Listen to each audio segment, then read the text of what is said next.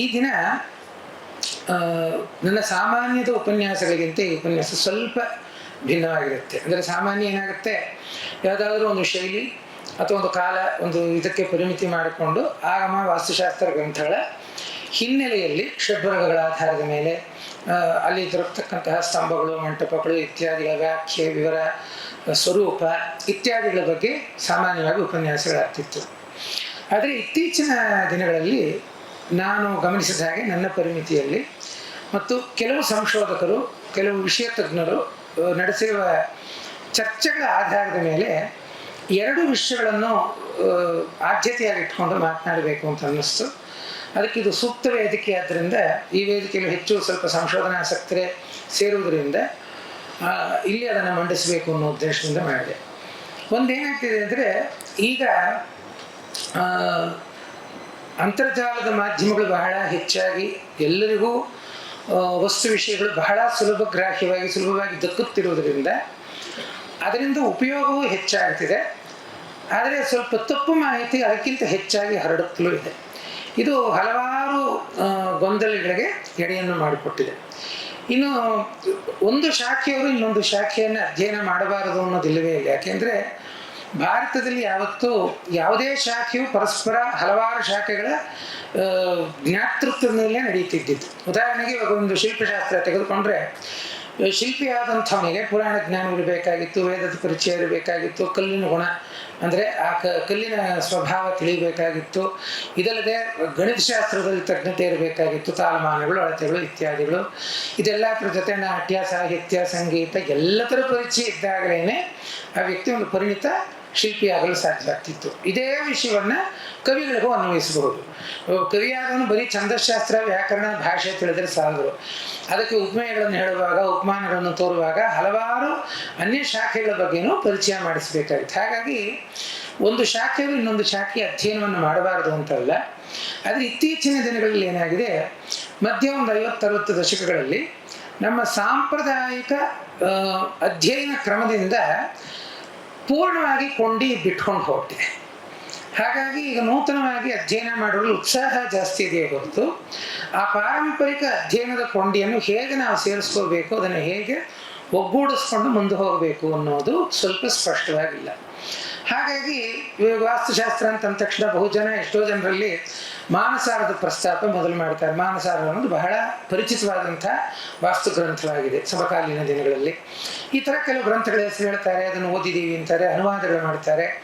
ಇದನ್ನೆಲ್ಲ ಗಮನಿಸಿದಾಗ ಒಂದು ಪರಿಮಿತಿ ಕಾಣೋದು ಏನು ಅಂತಂದರೆ, ಈ ಅನುವಾದಗಳು ಬಹುಪಾಲು ಪದಶಃ ಅನುವಾದಗಳಾಗಿರುತ್ತೆ ಹೊರತು ಅನ್ವಯದ ಬಗ್ಗೆ ಎಷ್ಟು ಸ್ಪಷ್ಟತೆ ಇರುವುದಿಲ್ಲ. ಇನ್ನು ಕೆಲವು ಸಂಶೋಧಕರು, ನಾ ಹೇಳಿದಾಗೆ ನನ್ನ ಅನುಭವದಲ್ಲಿ ಕೆಲವರು ದೇವಾಲಯ ವಾಸ್ತು ಅದರ ಸಂಶೋಧನೆ ಅಂದ ತಕ್ಷಣ ಕೆಲವು ಪ್ರಶ್ನೆಗಳ ಜೊತೆ ಬರ್ತಾರೆ ನಮ್ಮಲ್ಲಿ. ಆ ಪ್ರಶ್ನೆಗಳಲ್ಲಿ ಅತಿಯಾದ ಭಾವುಕತೆ ಇರುತ್ತೆ. ಆಮೇಲೆ ಯಾವುದೋ ಒಂದು ಸಿದ್ಧಾಂತವನ್ನು ಎಲ್ಲೋ ತಂದು ಹೊಂದಿಸುವುದಕ್ಕೆ ನೋಡುತ್ತಾರೆ.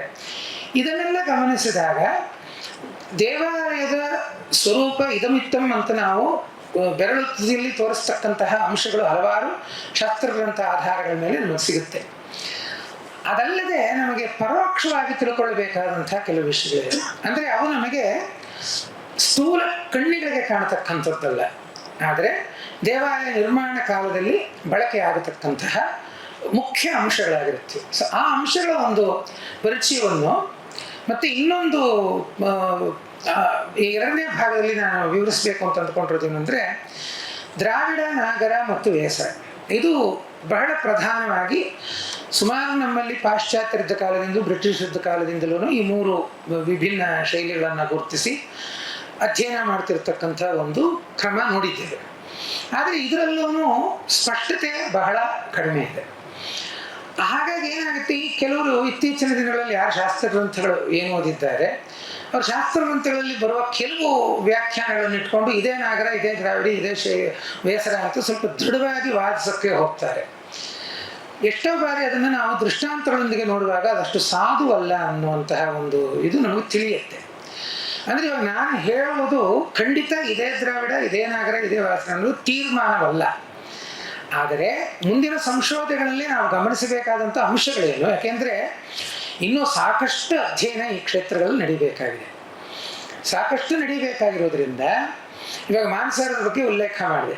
ಮಾನಸಾರದ ಕರ್ತೃ ಏನು ಹೇಳ್ತಾನೆ, ನಾನು ಈ ಹಿಂದೆಯ ಕನಿಷ್ಠ 300 ಗ್ರಂಥಗಳನ್ನು ಅವಲೋಕನ ಮಾಡಿ ಇದನ್ನು ಬರೆದಿದ್ದೀನಿ ಅಂತಾನೆ. ಅವನ ಕಾಲ ಸುಮಾರು 16ನೇ ಶತಮಾನ. ಅಷ್ಟೊತ್ತಿಗೆ ಅವನು 300 ಗ್ರಂಥಗಳನ್ನು ಅವನ ಅವಲೋಕನ ಮಾಡಿದೆ ಅಂದರೆ ಕನಿಷ್ಠ 500ರಿಂದ 600 ಗ್ರಂಥಗಳಾದರೂ ಅಸ್ತಿತ್ವದಲ್ಲಿ ಇದ್ದಿರಬಹುದು. ಸೊ ಹೀಗಾಗಿ ಈ ಕೆಲವೊಮ್ಮೆ ಒಬ್ಬರಿಂದ ಇನ್ನೊಬ್ಬರಿಂದ ಅದು ಬರಹಗಳಾಗುವಾಗ, ಹಸ್ತಪ್ರತಿಗಳಾಗುವಾಗ ಕಣ್ತಪ್ಪಾಗಿರಬಹುದು ಅಥವಾ ಅನ್ವಯಾರ್ಥಗಳಲ್ಲಿ ತಪ್ಪಾಗಿರಬಹುದು.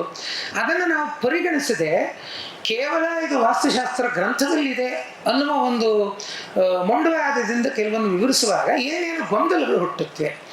ಆದ್ದರಿಂದ ಯಾವುದು ಸಾಧುವಾದಂತಹ ರೀತಿ ಅನ್ನುವುದನ್ನು ನನ್ನ ಪರಿಮಿತಿಯಲ್ಲಿ ವಿವರಿಸುತ್ತೆ. ಅಂದರೆ ಇದು ತೀರ್ಮಾನ ಅಂತ ಈಗಲೂ ಹೇಳುತ್ತಿಲ್ಲ, ಆ ಭಾಗವನ್ನು ವಿವರಿಸುವಾಗ ಹೇಳ್ತೇನೆ. ನನ್ನ ಪರಿಮಿತಿಯಲ್ಲಿ ನನ್ನ ತಿಳುವಳಿಕೆಗೆ ಏನು ಬಂದಿದೆ ಈ ಶಾಸ್ತ್ರಜ್ಞದಿಂದ ಈ 2 ಅಂಶಗಳನ್ನು ನಾನು ವಿವರಿಸೋದಕ್ಕೆ ಇಷ್ಟಪಡ್ತೇನೆ. ಸಾಮಾನ್ಯವಾಗಿ ವಾಸ್ತುಶಾಸ್ತ್ರ ಗ್ರಂಥಗಳಲ್ಲಿ ಏನಾಗುತ್ತೆ, ಈ ದೇವಾಲಯ ವಾಸ್ತು ಅಂತ ನಾವು ತಗೊಂಡ್ರೆ ದೇವಾಲಯ ನಿರ್ಮಾಣಕ್ಕೆ ಸಂಬಂಧಪಟ್ಟಾಗೆ ಪ್ರಧಾನವಾಗಿ 2 ಗ್ರಂಥಗುಚ್ಛಗಳನ್ನು ನಾವು ನೋಡ್ತೇವೆ. ಒಂದು ಆಗಮಗಳು, ಇನ್ನೊಂದು ವಾಸ್ತುಶಾಸ್ತ್ರ ಗ್ರಂಥಗಳು. ಎರಡಕ್ಕೂ ಏನು ವ್ಯತ್ಯಾಸ ಅನ್ನೋದನ್ನು ಸ್ಥೂಲವಾಗಿ ತಿಳ್ಕೋಬೇಕು ಅಂದರೆ, ಆಗಮಗಳು ಕೇವಲ ಕಟ್ಟಡ ನಿರ್ಮಾಣಕ್ಕೆ ತಮ್ಮನ್ನು ತಾವು ಸೀಮಿತ ಮಾಡಿಕೊಳ್ಳುವುದಿಲ್ಲ.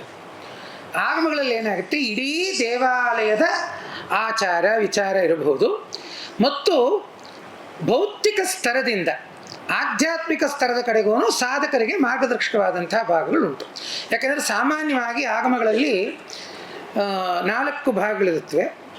ಸಂಸ್ಕೃತ ಜ್ಞಾನ ಅಲ್ಪವಿದ್ರೂ ಅದೇನು ಅನ್ನೋದು ಪದದಿಂದಲೇ ಅರ್ಥವಾಗೋಗುತ್ತೆ. ಅಂದರೆ ಚರ್ಯಪಾದ, ಕ್ರಿಯಾಪಾದ, ಜ್ಞಾನ ಮತ್ತು ಯೋಗ ಪಾದಗಳು, ಈ 4 ಪಾದಗಳು ಅಥವಾ ಕಾಂಡಗಳು, ಹೇಗಾದರೂ ಅದನ್ನು ಕರ್ಕೋಬಹುದು. ಇದರಲ್ಲಿ ಏನಾದರೂ ಚರ್ಯಪಾದ ಇದೇ ಹೇಳುವ ಹಾಗೆ ದೇವಾಲಯದಲ್ಲಿ ಆಗತಕ್ಕಂತಹ ಆಚರಣೆಗಳೇನು, ಸಂಪ್ರದಾಯಗಳೇನು, ಪೂಜೆ ಪುನಸ್ಕಾರಗಳೇನು, ಷಟ್ಕಾಲ ಪೂಜೆ, ಅಭಿಷೇಕಗಳೇ, ಕುಂಭಾಭಿಷೇಕಗಳೇ, ಉತ್ಸವಗಳೇ, ಇದನ್ನೆಲ್ಲ ವಿವರಿಸ್ತಕ್ಕಂಥದ್ದು ಚರ್ಯಪಾದ. ಕ್ರಿಯಾಪಾದದಲ್ಲಿ ಬಂದು ದೇವಾಲಯದ ಕಟ್ಟಡ, ಸ್ವರೂಪ, ಷಡ್ವರ್ಗಗಳು ಇತ್ಯಾದಿಗಳು ವಿವರಿಸ್ತಾ ಬರುತ್ತೆ. ಇನ್ನು ಜ್ಞಾನ ಮತ್ತು ಯೋಗ ಪಾದಗಳೆರಡೂ ನಾನು ಹೇಳಿದಾಗೆ ಇದು ಆಧ್ಯಾತ್ಮದ ಕಡೆ ಸಾಧಕನನ್ನು ಮಾರ್ಗದರ್ಶಕಗಳನ್ನು ಕೊಟ್ಟು ಕಳೆದುಕೊಳ್ಳತಕ್ಕಂಥ ಭಾಗಗಳು. ಹಾಗಾಗಿ ಆಗಮಗಳು ಕೇವಲ ದೇವಾಲಯದ ವಾಸ್ತುವಿಗೆ ಸೀಮಿತವಾಗಿಲ್ಲ, ಉಳಿದ ಭಾಗಗಳ ಬಗ್ಗೆಯೂ ನಮಗೆ ಪರಿಚಯ ಮಾಡಿಸುತ್ತೆ. ಆದರೆ ವಾಸ್ತುಶಾಸ್ತ್ರ ಗ್ರಂಥಗಳೇನಿವೆ ಅವು ಪೂರ್ಣ ಪ್ರಮಾಣದಲ್ಲಿ ಅವು ತಾಂತ್ರಿಕ ಗ್ರಂಥಗಳು. ಅವು ವಿವರಣೆ ಮಾಡತಕ್ಕಂಥದ್ದೇ ದೇವಾಲಯ ಅಲ್ಲದಿದ್ದರೆ ನಗರ ನಿರ್ಮಾಣ ಆಗಬಹುದು, ಗ್ರಾಮ ನಿರ್ಮಾಣ, ಗೃಹ ನಿರ್ಮಾಣವೂ ಆಗ್ಬೋದು. ಇವಾಗ ಉದಾಹರಣೆ ನಾರದ ಸಂಹಿತೆ, ಮನುಷ್ಯಾಲಯ ಚಂದ್ರಿಕೆ, ಇಂತಹ ಗ್ರಂಥಗಳನ್ನು ತಗೊಂಡಾಗೆ ಅದು ಬರೀ ಅಗ್ರಹಾರ, ಅಲ್ಲಿ ಕಟ್ಟಬೇಕಾದಂಥ ಮನೆಗಳು ಸಾಲು ಮನೆಗಳೇ, ಪ್ರತ್ಯೇಕವಾದದ್ದೇ ಅರಮನೆಯೇ, ಚಕ್ರವರ್ತಿ ಅರಮನೆ ಆಗಿರಬೇಕು. ಅಂದರೆ ಒಟ್ಟಾರೆ ಕಟ್ಟಡ ನಿರ್ಮಾಣದ ತಂತ್ರಜ್ಞಾನವನ್ನು ಮಾತ್ರ ವಿವರಿಸ್ತಕ್ಕಂಥದ್ದು ವಾಸ್ತುಶಾಸ್ತ್ರ ಗ್ರಂಥಗಳು. ಈ 2 ಗ್ರಂಥಗಳಲ್ಲಿ ನಾವು ಈ ದೇವಾಲಯ ನಿರ್ಮಾಣದ ಬಗ್ಗೆ ಹೇರಳವಾದ ಅಂಶಗಳನ್ನು ನೋಡ್ತೇವೆ. ಈಗೇನಾಗುತ್ತೆ, ಈ ಶಾಸ್ತ್ರ ಗ್ರಂಥಗಳ ಹಿನ್ನೆಲೆಯಲ್ಲಿ ನಮಗೆ ದೇವಾಲಯದ ಷಡ್ವರ್ಗಗಳು ಅಂದರೆ ಅಧಿಷ್ಠಾನ, ಭಿತ್ತಿ, ಪ್ರಸ್ತರ, ಗ್ರೀವ, ಶಿಖರ, ಸ್ತೂಪಿ, ಇದಲ್ಲದೆ ಬರ್ತಕ್ಕಂಥ ಮಂಟಪಗಳಿರಬಹುದು, ಕಂಬಗಳ ಪ್ರಕಾರಗಳಿರಬಹುದು, ಇದರ ವಿವರಣೆಗಳೆಲ್ಲ ಸಿಗುತ್ತೆ. ಮತ್ತು ಅದಕ್ಕೆ ಸಾದೃಶ್ಯವಾದಂಥ ದೃಷ್ಟಾಂತಗಳನ್ನು ನಾವು ತೋರಿಸ್ಬೋದಾಗತ್ತೆ. ಯಾಕೆಂದರೆ ನಿರ್ಮಾಣವಾಗಿರ್ತಕ್ಕಂಥದ್ದು ಅದರ ಉದಾಹರಣೆಗಳು ನಮಗೆ ಸಿಗುತ್ತವೆ. ಆದರೆ ಏನಾಗುತ್ತೆ, ಈ ದೇವಾಲಯ ನಿರ್ಮಾಣಕ್ಕೆ ಪ್ರಾರಂಭದಲ್ಲಿ ಅಂದರೆ ಈ ಅಧಿಷ್ಠಾನವನ್ನು ಹಾಕುವುದಕ್ಕೆ ಮುಂಚೆ ವಾಸ್ತುಶಾಸ್ತ್ರ ಗ್ರಂಥಗಳಾಗ್ಬೋದು, ಆಗಮಗಳಾಗ್ಬೋದು, ಕೆಲವು ಕ್ರಿಯೆಗಳನ್ನು ಹೇಳುತ್ತೆ. ಅಂದರೆ ಅದು ಭೂಮಿಯನ್ನು ಆಯ್ಕೆ ಮಾಡುವುದಿರಬಹುದು, ಆ ಭೂಮಿಯನ್ನು ಪರೀಕ್ಷಣೆ ಮಾಡುವುದಿರಬಹುದು, ಈ ಥರದ ಒಂದು ವಿಷಯಗಳನ್ನೆಲ್ಲ ಚರ್ಚೆ ಮಾಡುತ್ತೆ. ಯಾಕೆ ಇದರ ಬಗ್ಗೆ ಒಂದು ಸ್ಥೂಲ ಪರಿಚಯ ಮಾಡಿಸ್ಕೋಬೇಕು ಅನ್ನೋದು ನನಗೆ ಬಂತು ಅಂತಂದರೆ, ಈಗಿನ ಕಾಲದಲ್ಲಿ ಕೆಲವು ಸಂಶೋಧಕರು ಏನು ಮಾಡ್ತಿದ್ದಾರೆ ಅಂದರೆ, ಯಂತ್ರಗಳನ್ನು ದೇವಾಲಯಗಳಿಗೆ ಸಮೀಕರಿಸೋದಕ್ಕೆ ಸಾಧ್ಯ ಅನ್ನುವ ನಿಟ್ಟಿನಲ್ಲಿ ಆಲೋಚನೆ ಮಾಡ್ತಾರೆ. ಇದು ಸ್ವಲ್ಪ ಒರಟಾಗಿ ಹೇಳಬೇಕು ಅಂದರೆ ಇದು ಸಾಧ್ಯವಿಲ್ಲದಂಥ ವಿಷಯ.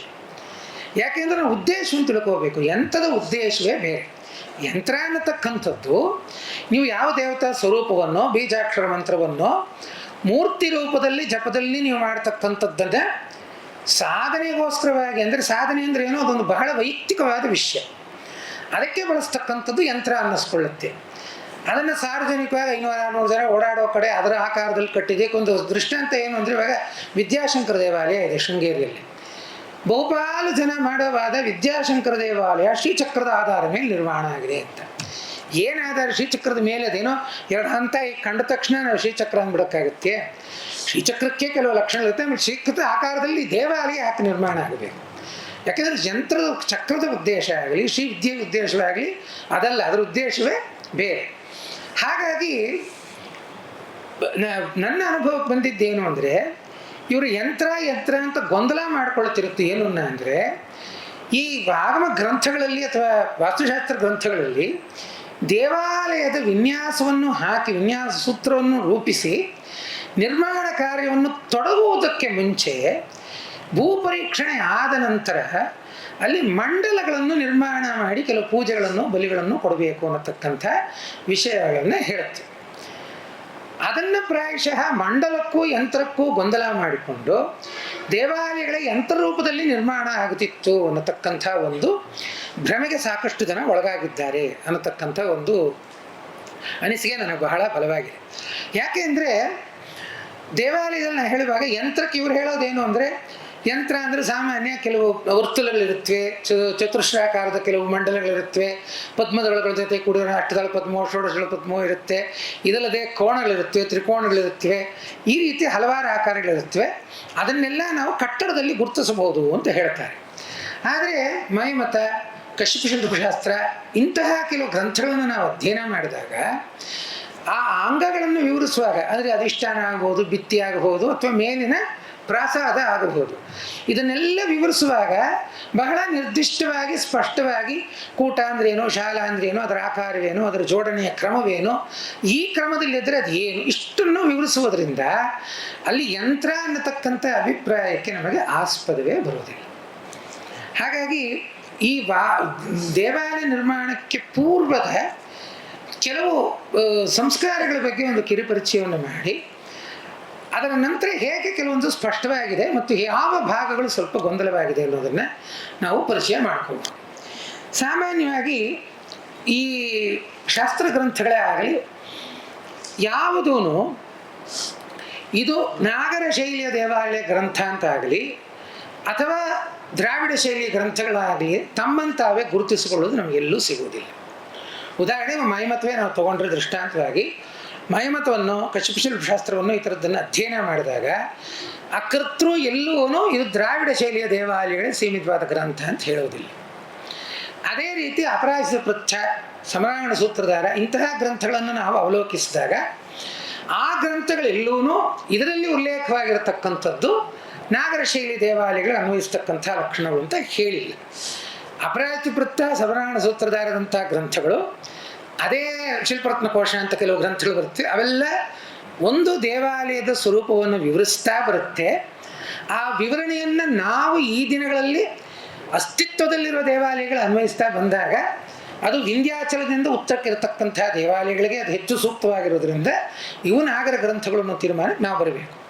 ಅದೇ ರೀತಿ ಮೈಮತ ಕಶ್ಯಪ ಶಾಸ್ತ್ರದ ದೇವಾಲಯಗಳ ವಿವರಣೆಗಳು ತಗೊಂಡಾಗ ಆ ಷಡ್ದುರ್ಗಗಳು, ಅಧಿಷ್ಠಾನಗಳು, ಅದರ ಪ್ರಕಾರಗಳು ಇವೆಲ್ಲ ನಮಗೆ ಅನ್ವಯವಾಗುವುದು ವಿಂಧ್ಯೆಯಿಂದ ಕೆಳಗೆ ಅಥವಾ ಗೋದಾವರಿಯಿಂದ ಕೆಳಗಿರ್ತಕ್ಕಂತಹ ದೇವಾಲಯಗಳು, ವಿಶೇಷವಾಗಿ ಚೋಳರಾಗ್ಬೋದು, ಬಾದಾಮಿ ಚಾಲುಕ್ಯರಾಗ್ಬೋದು, ಗಂಗರಾಗ್ಬೋದು, ಇವರ ನಿರ್ಮಾಣಗಳಲ್ಲಿ ಹೆಚ್ಚು ಸ್ಪಷ್ಟವಾಗಿ ಕಾಣುವುದರಿಂದ ಈ ವಿವರಣೆ ಇದು ದ್ರಾವಿಡ ಶೈಲಿಯ ವಾಸ್ತುಗ್ರಂಥಗಳು ಅಂತ ನಾವದನ್ನು ವರ್ಗೀಕರಣ ಮಾಡ್ಕೋಬೇಕೇ ಹೊರತು ಗ್ರಂಥಕರ್ತರೆಲ್ಲೂ ಭೌಗೋಳಿಕವಾಗಿ ಈ ಪ್ರದೇಶಕ್ಕೆ ಸೇರಿದ್ದು ಅನ್ನೋದನ್ನು ಹೇಳುವುದಿಲ್ಲ.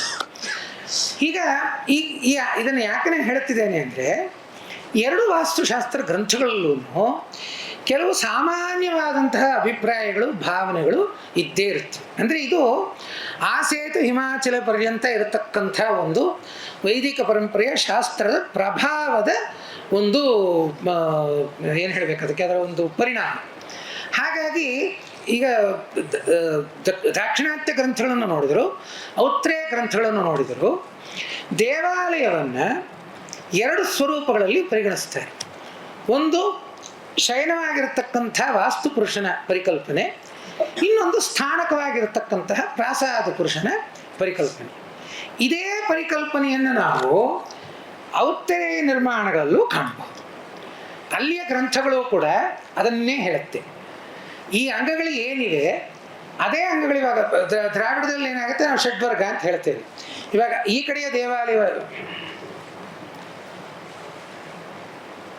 ಈ ಷಡ್ವರ್ಗಗಳಿವೆಯಲ್ಲ, ಈ ಷಡ್ವರ್ಗಗಳನ್ನ ಪ್ರಾಸಾದ ಪುರುಷನಿಗೆ ಅನ್ವಯಿಸುತ್ತೆ. ಇಲ್ಲಿ ಒಂದು ಇದನ್ನೇ ಹೇಳಕ್ಕೆ ಬಯಸ್ತೇನೆ.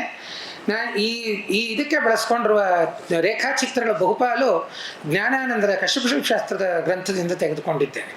ಮಧ್ಯ ಕೆಲವೊಂದು ಮಾತ್ರ ನಾ ಮಾಡಿರ್ತಕ್ಕಂಥದ್ದೇನು ನನ್ನ ಸಂಗ್ರಹದಿಂದಂತೆ, ಉಳಿದಂತೆ ಬಹುಪಾಲು ಅವರ ಇದನ್ನು ಅವಲಂಬಿಸಿದ್ದೇನೆ. ಸೊ ಇವಾಗ ಇಲ್ಲಿ ನೋಡಿದಾಗ ಈ ಷಡ್ವರ್ಗಗಳನ್ನು ಒಂದು ಪ್ರಾಸಾದ ಪುರುಷನ ಶರೀರದಕ್ಕೆ ವಿವರಿಸಿರ್ತಕ್ಕಂಥದ್ದನ್ನು ಕಾಣ್ತೇವೆ. ಇಲ್ಲೂ ಹಾಗೆ ಈಗ ಎರಡರಲ್ಲೂ ಒಂದು ವಿಶೇಷ ನಾವು ಕಾಣಬೇಕಾದದ್ದು ಏನು ಅಂದರೆ, ಈಗ ನೋಡಿ ಈ ಭಾಗವನ್ನು ನೀವು ಗಮನಿಸಿದಾಗ ಇದು ವಾಸ್ತು ಪುರುಷ, ಈ ಭಾಗ ಗರ್ಭನ್ಯಾಸದ ಮಧ್ಯಭಾಗ. ಅಂದರೆ ಇಲ್ಲಿ ಮೂಲಭೇದದ ಪ್ರತಿಷ್ಠೆ ಆಗುತ್ತೆ. ಮೂಲ ಭೇದದ ಪ್ರತಿಷ್ಠೆ ಎಲ್ಲಿ ಆಗಬೇಕು ಅಂತ ಶಾಸ್ತ್ರ ಗ್ರಂಥಗಳು ಹೇಳುತ್ತೆ. ನಾವು ಇಡೀ ಸ್ಥಳವನ್ನು ದೇವಾಲಯದ ನಿರ್ಮಾಣಕ್ಕೆ ಆಯ್ಕೆ ಮಾಡಿದ ನಂತರ ಭೂಶುದ್ಧಿ ಪರೀಕ್ಷಣೆ ಎಲ್ಲ ಆದ ನಂತರ ಅದರಲ್ಲಿ ಮಧ್ಯದಲ್ಲಿ ಒಂದು ಮಾನದಂಡವನ್ನು ಇಡುತ್ತೇವೆ. ಅದರಿಂದ ಅದರ ಮಧ್ಯಭಾಗ ಯಾವುದು, ದಿಕ್ಕುಗಳು ಯಾವುದು, ಇದೆಲ್ಲದನ್ನು ಸೂರ್ಯೋದಯದ ಸೂರ್ಯಾಸ್ತಮಾನವಾಗು ಮತ್ತು ಬಹುಪಾಲು ಇದನ್ನು ಮಾಡತಕ್ಕಂಥ ವಿಶ್ವತ್ ಕಾಲದಲ್ಲಿ, ವಿಶ್ವ ಅಂದರೆ ಯಾವ ದಿನ ಹಗಲು ರಾತ್ರಿ ಸಮವಾಗಿರುತ್ತದೆಯೋ ಅಂಥ ದಿನಗಳಲ್ಲಿ ಈ ಲೆಕ್ಕಾಚಾರವನ್ನು ಅವ್ರು ಹಾಕ್ಕೋತಾರೆ. ಮಾಡಿಕೊಂಡಾಗ ಸರಿಯಾದ ದಿಕ್ಕುಗಳು ಸಿಗುವುದರಿಂದ ಪೂರ್ವಾದಿಯಾಗಿ ಎಲ್ಲ ದಿಕ್ಕುಗಳನ್ನು ಗುರ್ತಾಕೊಂಡು ಮಾಡ್ತಾರೆ. ಮಾಡುವಾಗ ಮಧ್ಯದ ಭಾಗ ಏನು ಬರುತ್ತೆ ಅದನ್ನು ಬ್ರಹ್ಮ ಭಾಗ ಅಂತಾರೆ, ಬ್ರಹ್ಮ ಬಿಂದು ಭಾಗ ಅಂತಾರೆ. ಆ ಮಧ್ಯದ ಮಾನದಂಡ ಅಂತ ಅದನ್ನೇ ಸಾಮಾನ್ಯ ಶಂಕು ಅನ್ನೋದು. ಈಗಿನ ಕಾಲದಲ್ಲಿ ಶಂಕುಸ್ಥಾಪನೆ ಮಾಡಿದರು ಅಂತ ಹೇಳ್ತಾರೆ. ಎಷ್ಟೋ ಜನಕ್ಕೆ ಆ ಶಂಖಕ್ಕೂ ಶಂಕುವಿಗೂ ಇರೋ ವ್ಯತ್ಯಾಸ ಗೊತ್ತಾಗಲ್ಲ. ಶಂಖ ಅಂದ್ಕೊಂಡಿರ್ತಾರೆ, ಶಂಖಕ್ಕೂ ಇದಕ್ಕೂ ಇದಿಲ್ಲ, ಇದು ಶಂಕು ಅನ್ನತಕ್ಕಂಥದ್ದು ಅಲ್ಪಪ್ರಾಣದ ಪ್ರಯೋಗ. ಸೊ ಹಾಗಾಗಿ ಆ ಶಂಕುವಿನ ಮೂಲಕ ತಿಳ್ಕೊಂಡಂಥ ಬ್ರಹ್ಮ ಭಾಗ ಅಂತ ಹೇಳ್ತಾರೆ. ಆ ಬ್ರಹ್ಮ ಬಿಂದುವಿನಲ್ಲಿಯೇನೇ ಮೂಲ ಭೇದದ ಪ್ರತಿಷ್ಠಾಪನೆ ಆಗಬೇಕು. ಅದರಿಂದ ಆ ವೈಶಿಷ್ಟ್ಯತೆಯನ್ನು ಏನು ಹೇಳ್ತಾರೆ, ಅದು ವೈಶಿಷ್ಟ್ಯತೆ ತಾನಾಗಿ ಪಡ್ಕೊಳ್ಳುತ್ತೆ. ಯಾಕೆಂದರೆ ಅಲ್ಲಿಯೇ ಮೂಲ ಭೇದದ ಸ್ಥಾಪನೆ ಆಗ್ತಕ್ಕಂಥದ್ದು ಮತ್ತು ದೈವ ಚೈತನ್ಯವನ್ನು ನಾವು ಅಲ್ಲಿಂದಲೇ ವೃದ್ಧಿ ಮಾಡಬೇಕಾಗಿರೋದು. ಹಾಗಾಗಿ ಆ ಭಾಗವನ್ನು ಏನು ಗುರುತಿಸ್ತಾರೆ ಶಾಸ್ತ್ರಜ್ಞರು ಅಂದರೆ, ಶಯನವಾಗಿರತಕ್ಕಂಥ ವಾಸ್ತು ಪುರುಷನ ಭ್ರೂಮಧ್ಯದ ಆಜ್ಞಾಚಕ್ರ ಈ ಭಾಗ ಅಂತ ಹೇಳ್ತಾರೆ. ಸೊ ಆಜ್ಞಾಚಕ್ರ ತೆರಕೊಂಡಾಗಲೇ ನಮಗೆ ಭಗವತ್ ಸಾಕ್ಷಾತ್ಕಾರವೋ ಯಾವುದೇ ಜ್ಞಾನ ಸಾಕ್ಷಾತ್ಕಾರವಾಗುವುದು ಅನ್ನೋದು ಶಾಸ್ತ್ರಗಳಲ್ಲಿ ತಿಳಿಯುವುದರಿಂದ, ಇದು ಅನುಭವಕ್ಕೆ ಬಿಟ್ಟು ವಿಷಯವಾದ್ದರಿಂದ ಅಲ್ಲಿ ಬರತಕ್ಕಂತಹ ಈ ಒಂದು ಏನಿದೆ ದೈವಿಕವಾದಂತಹ ಒಂದು ಸ್ವರೂಪದ ಒಂದು ನಿರ್ಮಾಣ, ಇದು ವಾಸ್ತುಶಾಸ್ತ್ರನ ವಾಸ್ತು ಪುರುಷನ ಆಜ್ಞಾಚಕ್ರದಿಂದ ಭ್ರೂಮಧ್ಯದ ಭಾಗ, ಭ್ರೂ ಬಿಂದು ಅಂತ ಹೇಳಿ ಗುರುತಿಸ್ತಾರೆ. ಅದೇ ರೀತಿ ಸ್ತೂಪಿ ಅಂದ್ರೆ ಏನು, ಷಡ್ವರ್ಗ 6ನೇ ವರ್ಗ, ಶಿಖರದ ಮೇಲೆ ಕಳಶ ಸ್ಥಾಪನೆ ಮಾಡ್ತೀವಿ. ಆ ಕಳಶವನ್ನು ಪ್ರಾಸಾದ ಪುರುಷನ ಆಜ್ಞಾಚಕ್ರ ಅಂತ ಹೇಳ್ತಾರೆ, ಸಹಸ್ರಾರ ಚಕ್ರ ಅಂತ. ಅದಕ್ಕೇನೆ ಸ್ತೂಪಿಯ ಕೆಳಗಡೆ ಸಾಮಾನ್ಯವಾಗಿ ನೋಡಿದ್ರೆ ಪದ್ಮದಳಗಳ ಆಕಾರದಲ್ಲಿ ಒಂದು ಪದ್ಮಪೀಠವನ್ನು ಕೊಟ್ಟಿರ್ತಾರೆ, ಮಾಡಿರ್ತಾರೆ. ಇವೆಲ್ಲ ಸಾಂಕೇತಿಕವಾಗಿ ಏನು ಸೂಚನೆ ಅಂದರೆ, ಈ ಒಂದು ಚೈತನ್ಯವನ್ನು ನಾವು ಸತತವಾಗಿ ನಿಧಿಧ್ಯಾಸನದಿಂದ ಮೈಗೂಡಿಸ್ಕೊಂಡಾಗ ನಮಗೆ ಭಗವತ್ ಸಾಕ್ಷಾತ್ಕಾರ ಅನ್ನೋದು ಆಗ್ತಕ್ಕಂಥದ್ದು ಅನ್ನತಕ್ಕಂಥದ್ದು. ಸೊ ಹಾಗಾಗಿ ಈ ವಾಸ್ತು ಪುರುಷ ಮತ್ತು ಪ್ರಾಸಾದ ಪುರುಷನ ಪರಿಕಲ್ಪನೆಯ ಮೇಲೆ ಈ ಭೂಮಿಯಲ್ಲಿ ವಾಸ್ತು ಮಂಡಲಗಳನ್ನು ನಿರ್ಮಾಣ ಮಾಡ್ತಾರೆ. ಇವಾಗ ಇದೇ ನೋಡಿ, ಷಟ್ಚಕ್ರಗಳನ್ನೇ ಅವರು ತೋರಿಸ್ತಾರೆ. ಇನ್ನು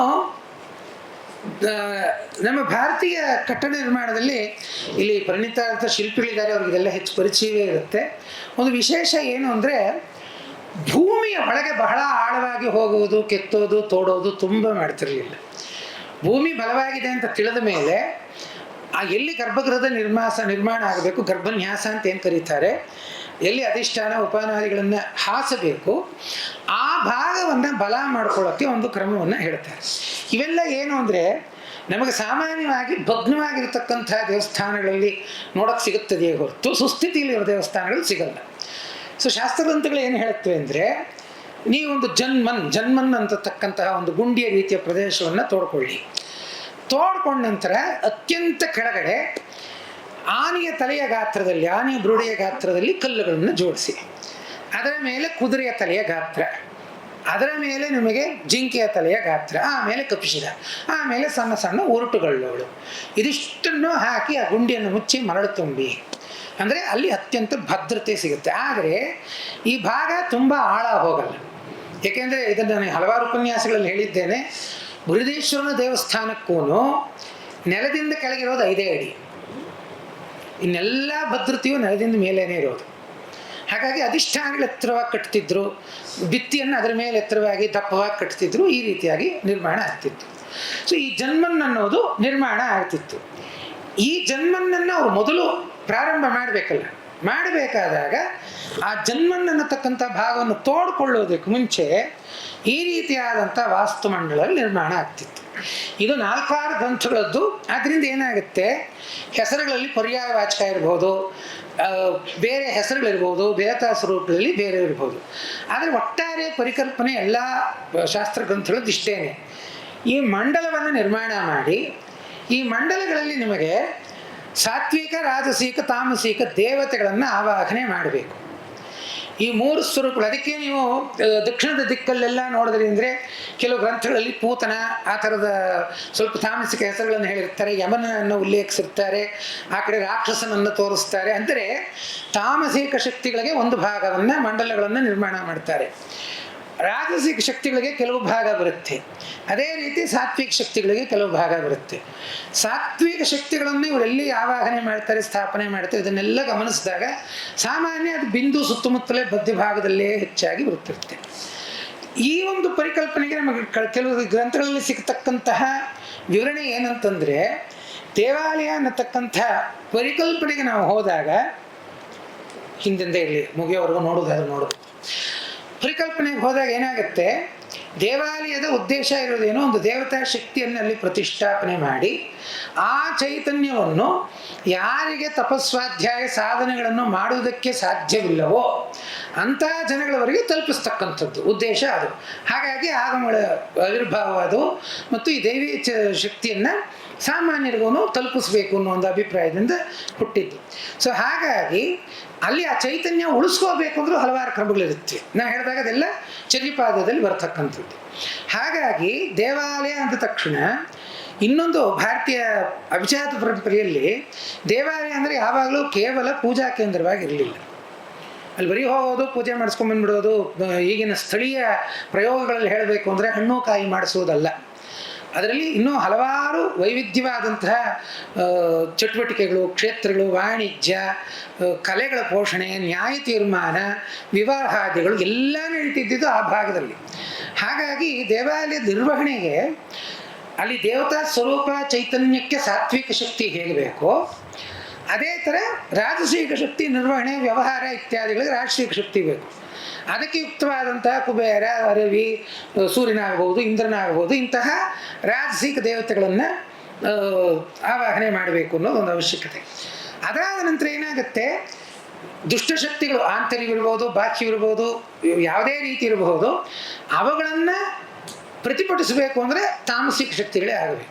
ಸೊ ಇದಕ್ಕೆ ಸ್ವಲ್ಪ ಕ್ಷುದ್ರ ರೂಪದಲ್ಲಿರ್ತಕ್ಕಂಥ, ಉಗ್ರ ರೂಪದಲ್ಲಿರ್ತಕ್ಕಂತಹ ದೇವತಾ ಶಕ್ತಿಗಳನ್ನು ಆ ಮಂಡಲದಲ್ಲಿ ಪ್ರತಿಷ್ಠೆ ಮಾಡಬೇಕು ಅನ್ನತಕ್ಕಂಥದ್ದು ಪರಿಕಲ್ಪನೆ. ಇದು ಸಮಾನವಾಗಿ ನಾವು ಎಲ್ಲ ಶಾಸ್ತ್ರ ಗ್ರಂಥಗಳಲ್ಲೂ ನೋಡ್ತೀವಿ. ಇದರಲ್ಲಿ ಯಾವುದೇ ರೀತಿಯಾದಂತಹ ವಿವಾದವೋ ಅಭಿಪ್ರಾಯ ಬೇರೆಯೋ ಇಲ್ಲ. ಮತ್ತು ಎಲ್ಲ ಗ್ರಂಥಗಳು ಮತ್ತೆ ಉತ್ತಮ, ಮಧ್ಯಮ, ಅಧಮ ಅನ್ನತಕ್ಕಂತಹ ಒಂದು ಪರಿಕಲ್ಪನೆ ಇಟ್ಕೊಂಡಿರ್ತವೆ. ನಿಮಗೆ ಅವಶ್ಯಕತೆಗೆ ಅನುಗುಣವಾಗಿ 50 ದೇವತೆಗಳ ಮಂಡಲ ಇರಬಹುದು, 27 ದೇವತೆಗಳ ಮಂಡಲ ಇರಬಹುದು, 108 ದೇವತೆಗಳ ಮಂಡಲ ಇರಬಹುದು. ಮಂಡಲದ ವ್ಯಾಪ್ತಿ ದೇವಾಲಯದ ಮಧ್ಯಮಾವಸ್ಥೆಯೋ ಅಧಮಾವಸ್ಥೆಯೋ ಉತ್ತಮಾವಸ್ಥೆಯ ಮೇಲೆ ತೀರ್ಮಾನ ಮಾಡ್ತೀವಿ. ಇದೆಲ್ಲ ಬಹಳ ನಿರ್ಮಾತೃವಿಗೂ ಅಲ್ಲಿರ್ತಕ್ಕಂಥ ಸಂಪ್ರದಾಯಕ್ಕೂ ಸೀಮಿತವಾದಂಥ ಒಂದು ವ್ಯಾವಹಾರಿಕ ವಿಷಯ. ಅಟ್ಟು ಬಿಟ್ಬಿಟ್ರೆ ಅದರಲ್ಲಿ ಬೇರೆ ಎಲ್ಲ ಅಂಶಗಳು ಕೂಡ್ಕೊಳ್ಳುತ್ತೆ ಅಂತ ಹೇಳೋಕ್ಕಾಗಲ್ಲ. ಸೊ ಈ ನಿರ್ಮಾಣಗಳಲ್ಲಿ ಈ ತೀರ್ಮಾನ, ಈ ಬಿಂದು ಭಾಗ ಸ್ಥಾಪನೆ ಇತ್ಯಾದಿಗಳೆಲ್ಲ ಆದಾಗ, ಆಮೇಲೆ ನಿರ್ದಿಷ್ಟವಾಗಿ ಇಂತಿಂತಹ ಆವಾಹನೆಗಳಾದಾಗ ಮಾಡಿದಾಗ ಬಲಿಹರಣಗಳೇನು, ಪೂಜೆಗಳೇನು, ಇವೆಲ್ಲ ವಿವರಣೆಯು ಕೂಡ ಶಾಸ್ತ್ರಗ್ರಂಥಗಳಲ್ಲಿ ಸಿಗುತ್ತೆ.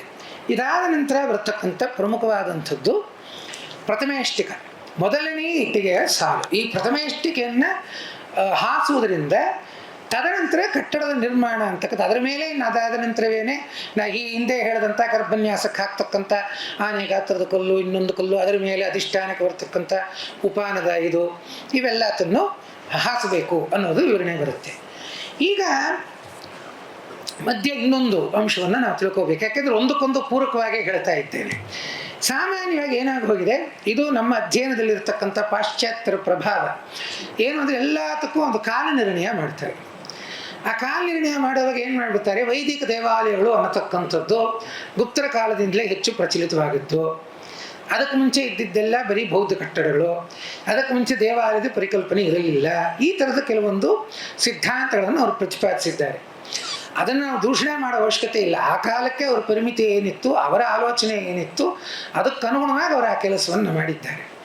ಆದರೆ ನಾವು ಅಲ್ಲಿಗೆ ನಿಂತು ಹೋಗದೆ ನಾವು ಅಲ್ಲಿಂದ ಮುಂದಕ್ಕೆ ಹೋಗಬೇಕು. ಯಾಕೆಂದರೆ ಅವರು ತಮ್ಮ ಕಣ್ಣಿಗೆ ಏನು ಕಾಣ್ತಿತ್ತೋ ಆ ಉದಾಹರಣೆಗಳನ್ನು ಇಟ್ಟುಕೊಂಡು ಆ ಪರಿಮಿತಿಯಲ್ಲಿ ಅವರು ಕಾಲನಿರ್ಣಯ ಇತ್ಯಾದಿಗಳನ್ನು ಮಾಡಿದ್ರು. ಅವರು ಸಾಹಿತ್ಯಾವಲೋಕನ ಮಾಡಬೇಕು, ಬೇರೆ ಸಾಹಿತ್ಯಗಳನ್ನು ಗಮನಿಸಬೇಕು ಅನ್ನೋದ್ರ ಕಡೆ ಗಮನ ಹರಿಸಲಿಲ್ಲ.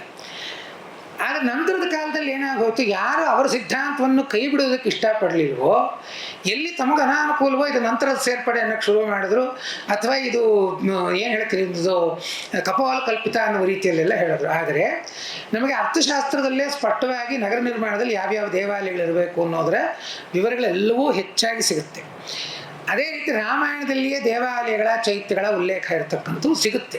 ರಾಮಾಯಣದಲ್ಲಿ ಯುದ್ಧಕಾಂಡದಲ್ಲಿ ಸಿಗುತ್ತೆ, ಅಯೋಧ್ಯಾಕಾಂಡದಲ್ಲಿ ನಗರವರ್ಣನೆಯಲ್ಲಿ ಸಿಗುತ್ತೆ, ಪಟ್ಟಾಭಿಷೇಕ ಸಂದರ್ಭದಲ್ಲಿ ಸಿಗುತ್ತೆ. ದೇವಾಲಯ ಅನ್ನೋದೊಂದು ಪಕ್ಕಕ್ಕಿಟ್ಟು ಯೋಚನೆ ಮಾಡಿದ್ರು ರಾಮಾಯಣವೇ ಆಗಲಿ ಯಾವುದೇ ಮಹಾಕಾವ್ಯ ನಾವು ತಗೊಂಡ್ರು ಒಂದು ಲಕ್ಷಣ, ಮಹಾಕಾವ್ಯದ ಒಂದು ಲಕ್ಷಣ ಏನು, ನಗರದ ವಿವರಣೆ ವರ್ಣನೆ ಮಾಡಬೇಕು ಅನ್ನೋದೊಂದು ಲಕ್ಷಣ. ಆ ಲಕ್ಷಣವನ್ನು ನೋಡಿದಾಗ ಈ ದಿನ ಇವಾಗ ಅದ್ಭುತವಾಗಿ ಹೇಳ್ತಕ್ಕಂತಹ ಕೆಲವು ಪದಗಳನ್ನು ಸಾಮಾನ್ಯವಾಗಿ ಜನಜನಿತವಾಗಿ ಕಪೋತ ಅನ್ನೋದಿರಬಹುದು, ವರಂಡಿಕ ಅನ್ನೋದಿರಬಹುದು, ಇದನ್ನೆಲ್ಲ ಹೇರಳವಾಗಿ ಬಳಸಿರೋದನ್ನು ನಾವು ನೋಡ್ತೇವೆ. ಅಂದರೆ ವಾಸ್ತು ಶಬ್ದಗಳ, ವಾಸ್ತು ಗ್ರಂಥಗಳ, ಶಾಸ್ತ್ರಗಳ ಒಂದು ಯಾವುದೋ ಒಂದು ಸ್ವರೂಪ ಮಾಯಮತ ಇಲ್ಲದೆ ಇದ್ದಿರಬಹುದು, ಅಥವಾ ವಿಶ್ವಕರ್ಮ ವಾಸ್ತುಶಾಸ್ತ್ರ ಇಲ್ಲದೆ ಇದ್ದಿರಬಹುದು, ಒಂದು ಪೂರ್ವ ರೂಪದ ಗ್ರಂಥ ಯಾವುದೋ ಒಂದು ಇದ್ದೇ ಇತ್ತು. ಇಲ್ಲದೇನೆ ಅಂದರೆ ಸಾಮಾನ್ಯ ಪ್ರಜ್ಞೆಗೆ ವಾಸಗರುಗಳು ಕಟ್ಟಿದ್ರು, ಅದರಿಂದ ಶಾಸ್ತ್ರ ಅದೆಲ್ಲ ಒಪ್ಕೊಳ್ಳೋಣ. ಆದರೆ ಅದು ಬದಲೇ ಇಲ್ಲ, ಬಂದಿದ್ದೇ ಬಹಳ ತಡ ಅನ್ನತಕ್ಕಂಥ ವಿತಂಡವಾದವನ್ನು ಮಾಡುವುದರಲ್ಲಿ ಅರ್ಥವಿಲ್ಲ. ಯಾಕೆಂದರೆ ಈ ಪದಗಳ ಬಳಕೆ ಪ್ರಯೋಗ ಹಲವಾರು ಕಡೆ ನಾವು ನೋಡ್ತೇವೆ. ಹಾಗಾಗಿ ನಾನು ಕೆಲವ್ರಿಗೊಂದು ದೃಷ್ಟಾಂತವನ್ನೇ ಹೇಳ್ತಿರ್ತೇನೆ. ಯಾರಿಗಾದರೂ ಲಲಿತಾ ಸಹಸ್ರನಾಮವೋ ತ್ರಿಶತಿಯೋ ಪಾರಾಯಣ ಮಾಡೋ ಅಭ್ಯಾಸ ಇದ್ದರೆ ಅದರಲ್ಲಿ ಒಂದು ಒಂದು ಒಂದು ನಾಮ ಬರುತ್ತೆ, ಹ್ರೀಂಕಾರ ಸ್ತಂಭ ನಿರ್ಮಿತ ವಿದ್ರುಮ ಪುತ್ರಿಕಾ ಅಂತ. ಅಂದರೆ ಹ್ರೀಂಕಾರ ಅನ್ನುವಂತಹ ಕಂಬದ ಮೇಲೆ ನಿರ್ಮಿತವಾದ ಪುತ್ಥಳಿಕೆ ನೀನು ಅಂತ. ಅಂದ್ರೆ ಅರ್ಥವೇನು? ಸೊ ಹೊಯ್ಸಳರ ಕಾಲದಲ್ಲಿ ಮೊದಲಿಗೆ ಅವ್ರೇನು ಕಂಬದ ಮೇಲೆ ಮದನಿಕೆಯನ್ನು ಇಡಲಿಲ್ಲ. ಇದರ ಪರಿಕನ ಪ್ರಾಚೀನ ಸಾಂಚಿಯಿಂದಲೂ ನಾವು ನೋಡ್ಕೊಂಡ್ಬರ್ತೀವಿ, ಅದೆಲ್ಲರಿಗೂ ಪರಿಚಿತವಾಗಿತ್ತು ಅನ್ನತಕ್ಕಂಥದ್ದು. ಅಂದರೆ ಆ ಪದಗಳು ಆ ಶಾಸ್ತ್ರದ ಒಂದು ಯಾವುದೋ ಸ್ವರೂಪ ಬಳಕೆಯಲ್ಲಿ ಆ ಸೇತು ಹಿಮಾಚಲಪದಂತ ಇದ್ದೇ ಇತ್ತು, ಏಕರೀತಿಯಾಗಿರ್ತಿತ್ತು. ಇದಕ್ಕೆ ಇವಾಗ ಏನಾಯ್ತು, ಪ್ರಥಮೇಷ್ಟಿಕ ಅನ್ನೋದಕ್ಕೆ ದೃಷ್ಟಾಂತ ಇದೆಯೇ? ಯಾಕೆಂದರೆ ಇವಾಗ ಇರೋ ದೇವಾಲಯಗಳನ್ನು ನಾವು ಹೊಡೆದು ಕಡ್ದು ಒಳಗೆ ಹೋಗಿ ನೋಡೋಕ್ಕಾಗಲ್ಲ. ಇದೇನೆಂದರೆ ನಮ್ಮ ಪೂಜ್ಯ ಗುರುಗಳಾದಂಥ ಡಾಕ್ಟರ್ ಎಂ ಎಸ್ ಕೃಷ್ಣಮೂರ್ತಿಯವರು ತಲಕಾಡಿನಲ್ಲಿ ನಡೆಸಿದಂಥ ಉತ್ಖನನದಲ್ಲಿ ಒಂದು ಕಡೆ ದೊರಕಿರ್ತಕ್ಕಂಥದ್ದು. ಇಲ್ಲಿ ನೋಡಿದ್ರೆ ಸ್ಪಷ್ಟವಾಗಿ ಭಾಗಗಳನ್ನೆಲ್ಲ ಗಮನಿಸಿದರೆ ಇಟ್ಟಿಗೆಯ ಜೋಡಣೆಗಳು, ಇದು ಒಂದು ರೀತಿಯ ಅನುಸರಿಸಿರ್ತಕ್ಕಂಥ ಕ್ರಮ, ಇದನ್ನೆಲ್ಲ ನೋಡಿದಾಗ ಇದು ಒಂದು ಪ್ರಥಮೇಷ್ಟಿಕೆ ಇದು ಅಂತ. ಯಾಕೆಂದರೆ ಇಲ್ಲಿ ನೋಡಿ, ಈ ಭಾಗವನ್ನು ನೋಡಿದ್ರಿ ಅಂದರೆ ಉಪಾಯನದ ಹಾಸು ಅಂತ ಬರುವುದಕ್ಕೂ ಈ ವಾಸ್ತುಮಂಡಲಕ್ಕೂ ಇಷ್ಟು ಅಂತರವನ್ನು ನಾವು ನೋಡ್ತೇವೆ. ಅಂದರೆ ಇದರ ಮೇಲೆ ಖಂಡಿತ ಆ ಕಲ್ಲುಗಳ ಹಾಸು ಇತ್ಯಾದಿಗಳು ಇದ್ದಿರಬೇಕು. ಕಾಲವಶಾತ್ ಅದೆಲ್ಲ ಭಗ್ನವಾಗಿ ಹೊರಟೋಗಿದೆ, ನಷ್ಟವಾಗೋಗಿದೆ. ಆಮೇಲೆ ಇದು ವಾಸ್ತು ಮಂಡಲವೇ ಆಗಿತ್ತು ಅನ್ನೋದಕ್ಕೆ ಏನಾದರೂ ಖಚಿತತೆ ನಮಗೆ ಸಿಗುತ್ತೆ ಅನ್ನೋದು ಹೇಳಿದಾಗ, ಈ ಭಾಗದಿಂದ ಮೇಲಕ್ಕೆ ದೇವಾಲಯದ ಅವಶೇಷಗಳು ಅಂತ ಹಲವಾರು ಸಿಕ್ಕಿದೆ. ಮತ್ತು ಪೂರ್ವ ಉತ್ಖನನದಲ್ಲಿ ಏನಾಗಿದೆ, ವಾಸ್ತುಮಂಡಲ ಸಿಕ್ಕಕ್ಕೆ ಮುಂಚಿನ ಉತ್ಖನನದಲ್ಲಿ ಈ ಕಡೆ ಇರ್ತಕ್ಕಂತಹ ಇದೇ ಆಕಾರದ 4 ಮಡಿಕೆಗಳು ಸಿಕ್ಕಿವೆ. ಆ 4 ಮಡಿಕೆಗಳಲ್ಲಿ ಏನಾಗಿದೆ, ಕೆಲವರಲ್ಲಿ ಧಾನ್ಯಗಳ ಅವಶೇಷಗಳು ಸಿಕ್ಕಿದೆ, ಇನ್ನೊಂದರಲ್ಲಿ ಕೆಲವೇನೋ ಎಲ್ಲ ನಷ್ಟವಾಗಿ ಹೋಗಿರ್ತಕ್ಕಂಥವು ಸಿಕ್ಕಿವೆ, ಕೆಲವು ಭಗ್ನವಾಗಿ ಹೋಗಿರುತ್ತೆ, ಮುರಿದ ಚೂರುಗಳು ಸಿಕ್ಕಿವೆ. ಈ ಮಡಿಕೆಯಿಂದ ನಮಗೆ 2 ಸಹಾಯ ಏನು ಅಂತಂದರೆ, ಅಲ್ಲಿಗೆ ದೇವಾಲಯಕ್ಕೆ ಪ್ರಥಮೇಷ್ಟಿಕೆ ಇಟ್ಟ ನಂತರ ನಮ್ಮಲ್ಲಿ ಶಾಸ್ತ್ರಗಳಲ್ಲಿ ಇಂದಿಗೂ ನಾವು ಅನುಸರಿಸ್ತಕ್ಕಂತೆ ಏನೇ ಆದರೂ ಧಾನ್ಯಗಳನ್ನು, ದವಸಗಳನ್ನು, ರತ್ನಗಳನ್ನು ಇಟ್ಟು, ಕಳಶಗಳಲ್ಲದನ್ನು ಇಟ್ಟು ನಂತರ ಕಾರ್ಯವನ್ನು ಪ್ರಾರಂಭ ಮಾಡುವ ಪದ್ಧತಿ ಇತ್ತು ಅನ್ನೋದು ಒಂದು ದೃಷ್ಟಾಂತ. ಎರಡನೇದು ಕಾಲನಿರ್ಣಯಕ್ಕೆ ಬಹಳ ಸಹಾಯಕ. ಏನು ಅಂದರೆ ಈ ನಿರ್ದಿಷ್ಟವಾದಂತಹ ಕುಡಿಕೆ ಇದೆಯಲ್ಲ, ಇದನ್ನು ರೆಸಲ್ ಕೋಟೆಡ್ ವೇರ್ ಅಂತ ಕರೀತಾರೆ. ಇದು ಸಾಮಾನ್ಯವಾಗಿ ಪುರಾತತ್ವ ಶಾಸ್ತ್ರಜ್ಞರ ಪ್ರಕಾರ ಸಾಮಾನ್ಯ ಶಕೆ ಅಥವಾ ಕ್ರಿಸ್ತಪೂರ್ವ 1-2ನೇ ಶತಮಾನದಿಂದ ಕ್ರಿಸ್ತಶಕ 1ನೇ ಶತಮಾನದವರೆಗೂ ಮಾತ್ರ ಬಳಕೆಯಲ್ಲಿದ್ದಿದ್ದು, ಸಿಗ್ತಿದ್ದಿತ್ತು. ನಂತರ ತಂತ್ರಜ್ಞಾನಗಳು ಬದಲಾಗಿ ಬೇರೆ ರೀತಿಯ ಮಡಕೆಗಳ ಉತ್ಪನ್ನಗಳು ಬಂದವು. ಇದು ಆ ಕಾಲಘಟ್ಟಕ್ಕಿಂತ ಮುಂಚಿತವಾಗಿಯೇ ಸಿಗ್ತಿದ್ದಿದ್ದು ಅಂತ. ಸೊ ಅಲ್ಲಿಗೆ ಆ 300 ವರ್ಷಗಳ ಅವಧಿಯನ್ನು ನೀವು ತಗೊಂಡಾಗ ಖಂಡಿತ ಇದು ಗುಪ್ತರಿಗಿಂತ ಬಹಳ ಪೂರ್ವದಲ್ಲಿಯೇ ಈ ಥರ ಕ್ರಮಬದ್ಧವಾದ ದೇವಾಲಯ ನಿರ್ಮಾಣಗಳು ನಡೆಯುತ್ತಿದ್ದವು ಅನ್ನೋದಕ್ಕೆ ಇವೆಲ್ಲ ನಮಗೆ ನಮ್ಮ ಪುರಾತತ್ವ ಉತ್ಖನನಗಳಿಂದ ದೊರತಕ್ಕಂತಹ ನಿದರ್ಶನಗಳು. ನಂತರ ಏನಾಗುತ್ತೆ, ಸಾಮಾನ್ಯ ನಮ್ಮ ಮೈಮತ ಇತ್ಯಾದಿ ಗ್ರಂಥಗಳು, ನಾನು ವಾಸ್ತುಶಾಸ್ತ್ರದ ಸಾಮಾನ್ಯವಾದ ಪದವನ್ನು ಬಳಸ್ತೇನೆ, ಯಾಕಂದರೆ ಒಂದೊಂದು ಗ್ರಂಥವೂ ಹೇಳೋಕ್ಕಾಗಲ್ಲ.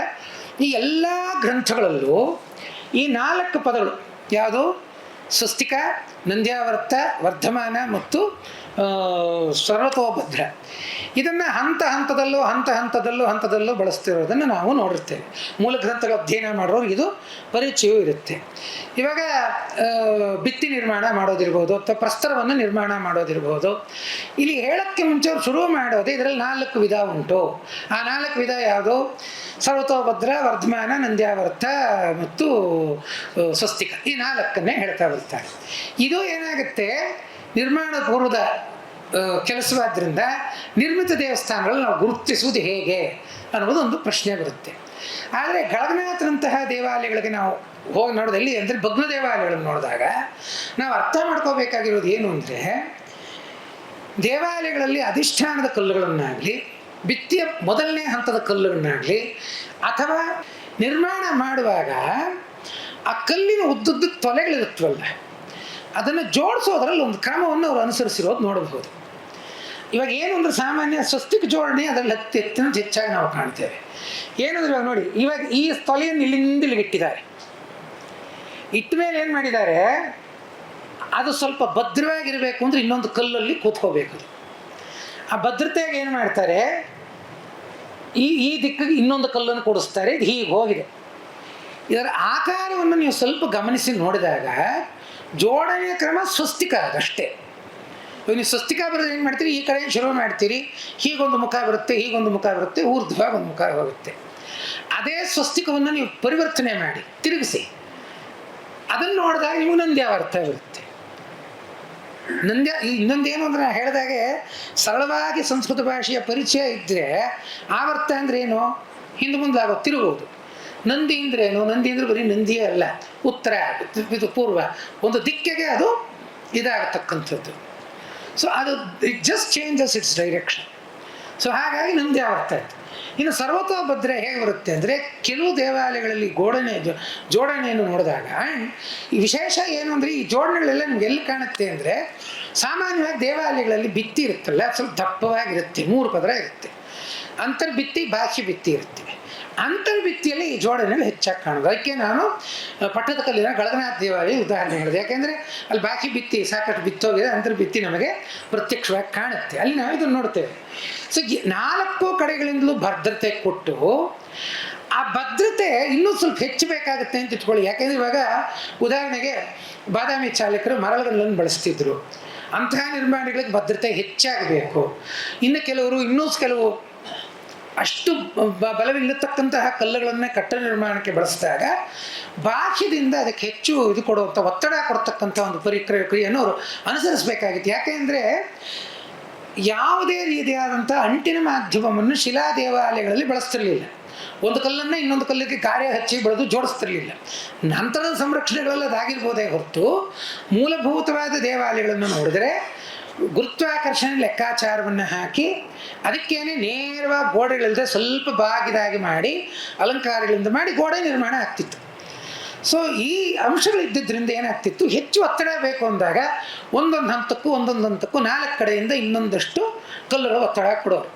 ಇದು ವಿಶೇಷವಾಗಿ ನಮಗೆ ಪ್ರಾಸಾದದ ಭಾಗಗಳಲ್ಲಿ ಹೆಚ್ಚಾಗಿ ಸಿಗುತ್ತೆ. ಸೊ ಅಲ್ಲಿಗೆ ವರ್ಧಮಾನ ಪದದ ಅರ್ಥವೇನು, ವೃದ್ಧಿ ಮಾಡ್ತಿರ್ತಕ್ಕಂಥದ್ದು ಅಂತ. ಸೊ ಹಾಗಾಗಿ ಇದನ್ನು ನಾವು ಬಹಳ ಇದರಲ್ಲಿ ನೋಡ್ತೇವೆ. ಸೊ ಹಾಗಾಗಿ ಈ ಈ ಪದಪ್ರಯೋಗಗಳನ್ನು ಮತ್ತು ನಾವು ದೃಷ್ಟಾಂತಗಳನ್ನು ಇನ್ನೊಂದು ಚಿತ್ರ ಸೇರಿಸ್ಬೇಕು ಅಂದ್ಕೊಂಡಿದ್ದೆ, ಎಲ್ಲೋ ಪ್ರಾಯಶಃ ಬಿಟ್ಟು ಹೋಗಿದೆ. ಅದು ಗಣನಾಥ ದೇವಾಲಯದ ಭಿತ್ತಿಯ ಒಂದು ಚಿತ್ರ ಇತ್ತು. ಎಲ್ಲಿ ನಿಮಗೆ ತುಂಬ ಚೆನ್ನಾಗಿ ಒಂದು ಕಲ್ಲಿನ ತೊಲೆ ಈ ಉತ್ತರ ದಕ್ಷಿಣವಾಗಿ ಬರುತ್ತೆ, ಅದಕ್ಕೆ ಮುಮ್ಮುಖವಾಗಿ ಇನ್ನೊಂದು ಕಲ್ಲು ಕೂತಿದೆ, ಅದು ಹಾಗೆ ಬೆಳೆಸ್ಕೋತಾ ಹೋಗ್ತಾರೆ. ಅದರಿಂದ ಈ ಸ್ವಸ್ತಿಕ, ನಂದ್ಯಾವೃತ್ತ, ವರ್ಧಮಾನ ಮತ್ತು ಸರ್ವತೋಭದ್ರ ಇವೆಲ್ಲ ನಿರ್ಮಾಣದ ಜೋಡಣೆಗಳ ಕ್ರಮಗಳಲ್ಲಿ ಬಳಸ್ತಕ್ಕಂಥದ್ದು. ಆಮೇಲೆ ಇನ್ನೊಂದು ವಿಶೇಷ ಏನು ಅಂದರೆ, ಸಾಮಾನ್ಯ ಸ್ಥಳೀಯ ಕಲೆಗಾರರಲ್ಲಿ, ಶಿಲ್ಪಿಗಳಲ್ಲಿ ಅವರದ್ದೇ ಆದಂಥ ಒಂದು ಭಾಷಾ ಪ್ರಯೋಗಗಳಿದ್ದು ಅಂತ ಕಾಣುತ್ತೆ. ಯಾಕೆಂದರೆ ಮೈಮತದಲ್ಲೇ ಉದಾಹರಣೆ ತೊಗೊಂಡ್ರೆ ಮಲ್ಲಾಳ ಕ್ರಮ ಅಂತ ಒಂದು ಹೇಳ್ತಾರೆ. ಇವಾಗ ಈ ಮಲ್ಲಾಳ ಅನ್ನೋದು ಸಂಸ್ಕೃತ ಪದ ಅಲ್ಲ, ಆದರೆ ಮಲ್ಲಾಳ ಕ್ರಮ ಅಂತ ಹೇಳ್ತಾನೆ. ಜಂತಿಯನ್ನು ಕಟ್ಟುವ ಸಂದರ್ಭದಲ್ಲಿ ಇದನ್ನು ಹೇಳ್ತಾರೆ. ಜಂತಿಗಳು ಅಂದರೆ ವಿತಾನ, ವಸ್ತ್ರದಲ್ಲಿ ಅದನ್ನು ಕಲ್ಲು ಕುಡಿಸೋದಕ್ಕೆ ಮುಂಚೆ ಜಂತಿ ಕಟ್ಟೋದು ಅಂತಾರಲ್ಲ, ಅಂಥ ಸಂದರ್ಭದಲ್ಲಿ ಮಲ್ಲಾಳ ಕ್ರಮ ಅಂತ ಹೇಳ್ತಾರೆ. ಅಂದರೆ ಪ್ರಾಯಶಃ ಎಲ್ಲ ಸ್ಥಳೀಯವಾಗಿ ಆಡುಭಾಷೆಯಲ್ಲಿ ಇದ್ದಂತಹ ದೇಶಿ ಪ್ರಾಕೃತ ಪ್ರಯೋಗಗಳು, ಅವುಗಳನ್ನ ಹಾಗೆ ಉಳಿಸಿಕೊಂಡು ಈ ಗ್ರಂಥಗಳಲ್ಲಿ ಅಳವಡಿಸ್ಕೊಂಡಿದ್ದಾರೆ ಅಂತ. ಈಗ ಮುಂದಿನ ಭಾಗಕ್ಕೆ ಬಂದರೆ ದ್ರಾವಿಡ, ನಾಗರ ಮತ್ತು ವೇಸರ. ಈಗ ಏನಾಗಿದೆ, ಸಾಮಾನ್ಯವಾಗಿ ದ್ರಾವಿಡ, ನಾಗರ, ದ್ರಾವಿಡ, ವೇಸರ ಇದು ಮೂರನ್ನು ಸುಮಾರು ಎಲ್ಲ ಆಗಮಗಳು, ಎಲ್ಲ ವಾಸ್ತುಶಾಸ್ತ್ರಗಳು ಎಲ್ಲ ಅದರಲ್ಲೂ ನಾವು ಒಂದು ವಿವರಣೆಯನ್ನು ನೋಡ್ತೇವೆ. ಆ ವಿವರಣೆ ಏನು ಅಂತಂದರೆ, ಚತುರಶ್ರವಾಗಿರ್ತಕ್ಕಂಥದ್ದು ನಾಗರ, ಅಷ್ಟಾಶ್ರ ಅಥವಾ ಷಡಶ್ರ ಇದ್ದರೆ ಅದು ದ್ರಾವಿಡ, ವೇಸರ ಆಗಿದ್ದರೆ ವೃತ್ತಾಯತ ಅಥವಾ ದ್ವಯಾಶ್ರ ವೃತ್ತ ಅಂತ ಹೇಳ್ತಾರೆ. ಇದಕ್ಕೆ ಚತುರಾಶ್ರಮ ನಾಗರಂ ಪ್ರೋಕ್ತಂ, ಅಷ್ಟಾಶ್ರಮಂತೂ ದ್ರಾವಿಡ ಮತ್ತು ಶ್ಲೋಕಗಳು ಇವೆ. ಈಗ ಇದು ಎರಡು ಇದನ್ನು ನಾವು ಗಮನಿಸ್ಬಿಟ್ಟು ಇದರ ಅಧ್ಯಯನವನ್ನು ಮುಂದುವರಿಸ್ಕೋಬೇಕು. ಯಾಕೆಂದರೆ ಈ ನಿಟ್ಟಿನಲ್ಲಿ ಸಾಕಷ್ಟು ಸಂಶೋಧನೆ ಆಗಬೇಕಾಗಿದೆ ಅನ್ನೋದು ನನ್ನ ವೈಯಕ್ತಿಕ ಅಭಿಪ್ರಾಯ. ಒಂದೇನು ಅಂದರೆ, ಕಾಳಿದಾಸ ಹೇಳಿದಾಗೆ ಪ್ರಾಚೀನ ಮಿಥ್ಯೇವ ನ ಸಾಧು ಸರ್ವಂ, ಅದು ಕೇವಲ ಒಂದು ಶಾಸ್ತ್ರ ಗ್ರಂಥದಲ್ಲಿ ಬಂದಿದೆ ಮಾತ್ರ ಅದನ್ನು ನಾವು ಸಾಧು ಅಂತ ಹಿಡ್ಕೋಬೇಕು ಅನ್ನೋ ಅವಶ್ಯಕತೆ ಇಲ್ಲ. ಅದನ್ನು ಸ್ವಲ್ಪ ನಾವು ಅನ್ವಯಾರ್ಥವನ್ನು ಆಲೋಚನೆ ಮಾಡಿ ಪರಿಗಣಿಸಿ ಆಲೋಚನೆ ಮಾಡಬೇಕು. ಯಾಕಿದನ್ನು ನಾನು ಒತ್ತಿ ಹೇಳ್ತಿದ್ದೇನೆ ಅಂತಂದರೆ, ಕೆಲವು ಬಾರಿ ಏನಾಗೋಗುತ್ತೆ, ನಾವು ಅದನ್ನು ಬೇರೆ ದೃಷ್ಟಿಗಳಲ್ಲಿ ಅದೇ ಶಾಸ್ತ್ರ ಗ್ರಂಥಗಳಲ್ಲಿ ಹೇಳಿರುವ ವಿಷಯಗಳಲ್ಲಿ ಕೆಲವು ಅಂಗಗಳನ್ನು ನಾವು ನೋಡಿದಾಗ ಇದು ಗೊಂದಲಕ್ಕೆ ಕಾರಣವಾಗುತ್ತೆ. ಈಗ ದ್ರಾವಿಡವನ್ನು ವಿವರಿಸುವಾಗ ಒಂದೊಂದು ಗ್ರಂಥ ಒಂದೊಂದು ರೀತಿ ವಿವರಿಸುತ್ತೆ. ಕೆಲವೇನು ಹೇಳುತ್ತೆ, ಮೂಲಾದಗ್ರೆ ಅಷ್ಟಾಶ್ರಮ ಒಂದು ಬರುತ್ತೆ, ಅಲ್ಲಿಗೇನು ಉಪಾಯನದಿಂದ ಅಷ್ಟಾಶ್ರ ಇರಬೇಕೆ, ಸ್ಪಷ್ಟತೆ ಇಲ್ಲ. ಇನ್ನು ಕೆಲವೇನಾಗುತ್ತೆ, ಗಿರಿವಸ್ಸೋಪರಿ ಅಷ್ಟಾಶ್ರಮ ಅಂತ ಹೇಳುತ್ತೆ. ಅಂದರೆ ಗಿರಿವ, ಶಿಖರ ಮತ್ತು ಸ್ತೂಪಿ ಈ ಮೂರು ಅಂಗಗಳು ಅಷ್ಟಾಶ್ರವಾಗಿರಬೇಕು ಅಥವಾ ಷಡಶ್ರವಾಗಿರ್ಬೋದು ಅಂತ. ಈ ಷಡಶ್ರ ಅನ್ನೋದು 6 ಕೋಣ ನಮಗೆ ಸಿಗಲ್ಲ, ಯಾಕಂದರೆ ಮಾಡೋದು ಕಷ್ಟ. ಒಂದು ಕಣಶಿಲೆಯನ್ನು ಚೌಕ ಮಾಡಿಕೊಂಡು ಅದನ್ನು ಅಷ್ಟಕೋಣ ಮಾಡೋದು ಸುಲಭ, ಷಟ್ಕೋಣ ಮಾಡಬೇಕು ಅಂದ್ರೆ ಸ್ವಲ್ಪ ವ್ಯತ್ಯಾಸವಾದರೂ ಶ್ರಮದ ಕೆಲಸ. ಹಾಗಾಗಿ ಇದಾಗುತ್ತೆ. ಇನ್ನು ವೇಸರ ಅಂತ ಬಂದುಬಿಟ್ಟಾಗ ಏನಾಗುತ್ತೆ, ಕೆಲವು ಇದೇ ಸಮಸ್ಯೆನೇ. ಆಮೂಲ ವೃತ್ತ ಅಂತ ಕೆಲವು ಹೇಳುತ್ತವೆ, ಸುಬ್ರಭೇದ ಆಗಮ ಅಂಥದ್ದು ಪ್ರಾಯಶಃ ಆಮೂಲಾಗ್ರ ಅಂತ ಹೇಳುತ್ತವೆ. ಇನ್ನು ಕೆಲವು ಗ್ರೀವಸ್ಯೋಪರಿ ಅಂತ ಹೇಳುತ್ತೆ. ಸರಿ, ಇದನ್ನು ನಾವು ಸಾಧು ಅಂತ ಸ್ವೀಕರಿಸ್ಬಿಟ್ರೆ, ಇವಾಗ ಅಲ್ಲಿಗೆ ನಮ್ಮ ದೇವಾಲಯಗಳಲ್ಲಿ ವೇಸರ, ದ್ರಾವಿಡ, ನಾಗರ 3 ಇದೆ ಅಂತ ಹೋಗುತ್ತೆ. ಅಂದರೆ ವಿಂಧ್ಯದಲ್ಲಿ ದಕ್ಷಿಣದಲ್ಲಿ ನಿರ್ಮಾಣವಾದದ್ದು ಮತ್ತು ವಿಂಧ್ಯದಿಂದ ಉತ್ತರವಾದ ನಿರ್ಮಾಣವಾದ ದೇವಾಲಯಗಳಲ್ಲಿ ಈ ನಾಗರ, ದ್ರಾವಿಡ, ವೇಸರ ಅಂತಕ್ಕಂಥ ವ್ಯತ್ಯಾಸ ನಮಗೆ ಸಿಗುವುದೇ ಇಲ್ಲ. ಯಾಕೆ ಅಂದರೆ, ಇವಾಗ ಅಪರಾಜಿತ ಸಮರಾಂಗಣ ಸೂತ್ರದ ದೃಷ್ಟಾಂತವನ್ನು ನಾವು ತೊಗೊಂಡ್ರೆ, ಉದಾಹರಣೆ ನಾವು ತೊಗೊಂಡಾಗ ಅಲ್ಲಿ ನಾಗರ ವಿಮಾನ ಲಕ್ಷಣ ಅಂತಲೂ ಹೇಳ್ತಾರೆ, ದ್ರಾವಿಡ ವಿಮಾನ ಲಕ್ಷಣ ಅಂತಲೂ ಹೇಳ್ತಾರೆ. ಆದರೆ ವೇಸರ ಅನ್ನೋ ಪದದ ಪ್ರಯೋಗವೇ ಅಲ್ಲಿಲ್ಲ. ಇನ್ನು ವೈರಾಟ ಅಂತ ತಗೋತಾರೆ, ಭೂಮಿಜ ಇದೆ, ಇದೆಲ್ಲ ನಮಗೆ 2 ಗ್ರಂಥಗಳಲ್ಲೂ ಸಿಗುತ್ತೆ. ಇವಾಗ ಅದರಲ್ಲಿ ಹೊರಟೋದ್ರೆ ವಿಷಯ ಬಹಳ ಇದಾಗಿ ಹೋಗುತ್ತೆ.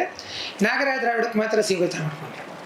ಈಗ ಸಮರಾಂಗಣ ಸೂತ್ರಧಾರ ಪೃಚ್ಛವನ್ನು ದೃಷ್ಟಾಂತವಾಗಿ ಇಟ್ಕೊಂಡು ನೋಡಿದ್ರೆ, ಅವರು ನಾಗರ ದೇವಾಲಯ ನಿರ್ಮಾಣ ಹೇಳುವಾಗ ಅದೇ ರೀತಿ ಜಂಗ, ಇದು ಭೂಮಿ ಆಮಲಸಕ ಇವನ್ನೆಲ್ಲ ಹಾಗೆ ಹೇಳ್ತಾರೆ. ಅಂಗಗಳನ್ನು ನಾವೇನು ಕಳಿಂಗ ನಾಗರ ದೇವಾಲಯಗಳಲ್ಲಿ ಇತ್ಯಾದಿಗಳಲ್ಲಿ ನೋಡ್ತೀವಿ, ಅದನ್ನು ಹೇಳ್ತಾರೆ.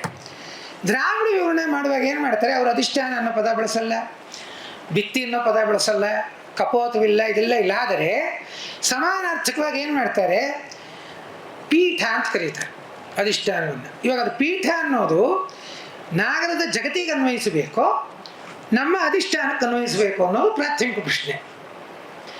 ಪೀಠದಲ್ಲಿ 5 ಬಗೆ ಅಂತ ಹೇಳ್ತಾರೆ. 5 ಬಗೆಯನ್ನು ಹೇಳುವಾಗ ಪಾದಬಂಧ, ಪ್ರತಿಬಂಧ, ವೇದಿಬಂಧ, ಶ್ರೀಬಂಧ, ಶ್ರೇಣಿಬಂಧ ಮತ್ತು ಇನ್ನೊಂದು ಯಾವುದೋ 5 ಬಂಧಗಳನ್ನು ಮಾತ್ರ ಹೇಳ್ತಾರೆ. ಅದು ಬಿಟ್ಟು ಹಲವಾರು ಬಗೆಗಳಿವೆ, ಹಲವಾರು ಇದಿದೆ, ಇನ್ನೇನು ಹೇಳಲ್ಲ. ಇದು 5ಅನ್ನೇ 2 ಕಡೆ ಹೇಳೋದು. ಇದಾದ ಮೇಲೆ ಅವ್ರು ಮತ್ತೆ ಹೋಗ್ತಕ್ಕಂಥದ್ದು ಶಿಖರದ ಪ್ರಾಸಾದದ ಕಡೆಗೆ. ಅಲ್ಲೂ ಅವ್ರು ಏನು ಮಾಡ್ತಾರೆ, 5 ಪ್ರಕಾರ ಇದೆ ಅಂತಾರೆ, ಯಾವುದನ್ನು ಸ್ಪಷ್ಟವಾಗಿ ಅವರು ವಿವರಿಸಲ್ಲ.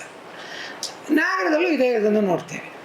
ಅಂದರೆ ಶಾಸ್ತ್ರಗ್ರಂಥಗಳಲ್ಲಿ ಏನಾಗಿತ್ತು, ಇವಾಗ ಅಪರಾಜಿತ ಕೃತ್ಯವನ್ನು ಬರೆದ ಕರ್ತೃವಾಗಲಿ, ಸಮಾನಾಂತರ ಭೋಜರಾಜನೇ ಆಗಿದ್ರೆ ಅವನಾಗಲಿ, ಅವರು ಪ್ರತ್ಯಕ್ಷವಾಗಿ ಬಂದು ಒಂದೊಂದು ಶೈಲಿಯನ್ನು ಅವರು ಗಮನಿಸಿರೋದಕ್ಕೆ ಸಾಧ್ಯತೆ ಬಹಳ ಕಡಿಮೆ. ಗ್ರಂಥಾವಲೋಕನ ಮಾಡಿ ಏನಾದರೂ ಅರ್ಥ ಮಾಡ್ಕೊಂಡಿರ್ಬೋದು. ಆದರೆ ಅವರು ಮೈಮತ, ಕಾಶಿಪಶಾಸ್ತ್ರ ಈ ಥರದ್ದೆಲ್ಲ ಗ್ರಂಥಾವಲೋಕನ ಮಾಡಿದರೆ ಗೊತ್ತಿಲ್ಲ. ಸೊ ಅಂದರೆ ಅವ್ರು ಏನು ಮಾಡಿರ್ಬೋದು, ಯಾರೋ ಶಿಲ್ಪಶಾಸ್ತ್ರ ತಜ್ಞರು, ಅಲ್ಲಿಗೆ ಒಂದು ಪ್ರವಾಸ ಇತ್ಯಾದಿಗಳು ಕ್ಷೇತ್ರಾಟನೆ ಮಾಡಿ ಬಂದಿರೋರು, ಅವರೇನೋ ಹೇಳಿರೋದನ್ನು ಕೇಳಿ ಕೂಡ ಈ ಗ್ರಂಥ ರಚನೆಗಳನ್ನು ಮಾಡಿರ್ಬೋದು. ಅದಲ್ಲದೆ ಇದು ಪ್ರಕ್ಷಿಪ್ತ ಪಾಠವೇ ಅನ್ನೋದಕ್ಕೊಂದು ಸಂದೇಹ ನನ್ನ ಮನಸ್ಸಿನಲ್ಲಿ ಯಾವಾಗಲೂ ಬರ್ತಿದ್ದು, ಬಹಳ ವೈಯಕ್ತಿಕವಾದ ಅಭಿಪ್ರಾಯ. ಯಾಕೆ ಪ್ರಕ್ಷಿಪ್ತ ಅಂತ ಅನಿಸುತ್ತೆ ಅಂತಂದ್ರೆ, ಪ್ರಕ್ಷಿಪ್ತ ಅಂದರೆ ಸೇರ್ಪಡೆ ಅನ್ನೋದು ಅನಿಸುತ್ತೆ ಅಂದರೆ, ಈಗ ಇದೇನೋ ದ್ರಾವಣ ನಾಗರ ಬೇಸರ ಆಗೋಯ್ತಲ್ಲ, ಮುಂದಕ್ಕೆ ಇವಾಗ ಮೈಮತದಂತಹ ಗ್ರಂಥಗಳೇ ಏನು ಮಾಡ್ತವೆ, ಪ್ರಾಸಾದ ಲಕ್ಷಣ ಅನ್ನತಕ್ಕಂತಹ ಅಧ್ಯಾಯದಲ್ಲಿ ವಿವರಣೆ ಕೊಡುತ್ತೆ. ಪ್ರಾಸಾದ ಲಕ್ಷಣವನ್ನು ಹೇಳುವಾಗ ಏನು ಮಾಡುತ್ತೆ, ಇದು ನಿಮಗೆ ಸಾಮಾನ್ಯ ಏನಾಗುತ್ತೆ, ಮೈಮತ ಏನು ಹೇಳಿದೋ ಕಶಪಶಾಸ್ತ್ರ ಅದಕ್ಕೆ ತುಂಬ ಅನುಗುಣವಾಗಿಯೇ ಹೋಗ್ತಾ ಇರುತ್ತೆ, ತುಂಬ ವಿರೋಧಾಭಾವಗಳು ಬರಲ್ಲ. ಮಾನಸಾರ ಅದನ್ನು ಹಾಗೆ ಅಚ್ಚೊತ್ಕೊಂಡು ಬಂದಿದೆ. ಎಲ್ಲಿ ಹೋಗಿ ಸ್ವಲ್ಪ ಯಾವುದೋ 1-2 ಹೆಸರುಗಳು, ಪ್ರಕಾರಗಳು ಅಥವಾ ಪರ್ಯಾಯ ವಾಚಕಗಳು ಬಳಸಿರೋದು ನೋಡ್ಬೋದು ನಾವು. ಅಷ್ಟು ಬಿಟ್ಬಿಟ್ರೆ ತುಂಬ ಏನೋ ಇದರಿಂದ ತುಂಬ ಭಿನ್ನವಾಗಿಲ್ಲ ಏನೋ ಕಾಣಲ್ಲ. ಇವಾಗ ಇವರು ಪ್ರಾಸಾದ ಲಕ್ಷಣವನ್ನು ಹೇಳುವಾಗ ಏನು ಮಾಡ್ತಾರೆ, ಒಂದೊಂದು ಪ್ರಾಸಾದಕ್ಕೂ ಇವಾಗ ಅವರು ಹೇಳ್ತಾರೆ 1 ತಲದಿಂದ ಹಿಡಿದು 12 ತಲದವರೆಗೂ ದೇವಾಲಯ ನಿರ್ಮಾಣ ಮಾಡಬಹುದು. ಇದು ಒಂದು ಸಾಮಾನ್ಯ ವಾಕ್ಯ, ಜನರಲ್ ಸ್ಟೇಟ್ಮೆಂಟ್. ತದನಂತರ ಏನು ಮಾಡ್ತಾರೆ, 1ರಿಂದ 4ರವರೆಗೂ ಪ್ರಾಸಾದಗಳಿಗೆ ಹೆಸರುಗಳನ್ನು ಇಡ್ತಾ ಗುರುತಿಸ್ತಾ ಬರ್ತಾರೆ, ಲಕ್ಷಣಗಳನ್ನು ಹೇಳ್ತಾರೆ. ಅಲ್ಲಿಂದ ಮೇಲೆ ಅವ್ರು ಕೈ ಬಿಟ್ಬಿಡ್ತಾರೆ. ಪಂಚತಲ, ಷಟ್ಟಲ, ಸಪ್ತತಲ ಇದಕ್ಕೆಲ್ಲ ಏನೂ ಹೇಳಲ್ಲ, ಸುಮ್ಮನೆ ಇದೆ ಕಟ್ಕೊಂಡು ಹೋಗ್ಬೋದು ಅಂತಾರೆ. ಅದು ಯಾವ್ದು ಸಾಧ್ಯವಾಗುತ್ತೋ ಅದನ್ನು ನಿರ್ಮಾಣ ಮಾಡ್ಕೊಂಡು ಹೋಗ್ಬೋದು. ಯಾಕೆಂದರೆ ವಾಸ್ತವವಾಗಿ ಇನ್ನೊಂದು ಬಹಳ ಉತ್ತಮವಾದ ಲಕ್ಷಣ, ಅದು ಉತ್ತಮ ಲಕ್ಷಣ ಅನಿಸುತ್ತೆ. ಶಾಸ್ತ್ರವೃತ್ತಗಳಲ್ಲಿ ಏನು ಮಾಡ್ತಾರೆ, ಅವರೆಲ್ಲ ನಿಯಮಗಳು ಹೇಳ್ತಾ ಬರ್ತಾರೆ. ಅಧಿಷ್ಠಾನಕ್ಕಾಗ್ಬೋದು, ಭಿತ್ತಿಗಾಗ್ಬೋದು, ಅಲಂಕರಣಕ್ಕಾಗ್ಬೋದು. ಹೇಳಿಬಿಟ್ಟು ಅಧ್ಯಾಯದ ಕೊನೆಯಲ್ಲಿ ಏನು ಹೇಳ್ತಾರೆ, ಇದನ್ನು ಹೀಗೆ ಮಾಡಿದ್ರೆ ಉತ್ತಮ, ಹೀಗೆ ಮಾಡೋಕ್ಕಾಗಲಿಲ್ಲ ಅಂದರೆ ಹೀಗೆ ಮಾಡಬಹುದು ಮಧ್ಯಮ. ನಿಮ್ಗೆ ಯಾವುದೋ ಮಾಡೋಕ್ಕಾಗಲಿಲ್ವಾ, ಹತ್ತಿರ ಇರತಕ್ಕಂತಹ ವಿದ್ವಾಂಸರನ್ನ, ನಿಜವಾದ ವಿದ್ವಾಂಸರನ್ನ, ಈ ಕಾಲದ ವಿದ್ವಾಂಸರಲ್ಲ, ನಿಜವಾದ ವಿದೂಷಾಂ ವಿದ್ವಜ್ಜನಂ ವೇತ್ತಾಂ, ಇವರನ್ನು ಹೋಗಿ ಸಲಹೆ ಕೇಳಿ, ಅವರ ಮಾರ್ಗದರ್ಶನದಲ್ಲಿ ನೀವು ನಿರ್ಮಾಣ ಮಾಡಿ ಅಂತ ಹೇಳ್ತಾರೆ.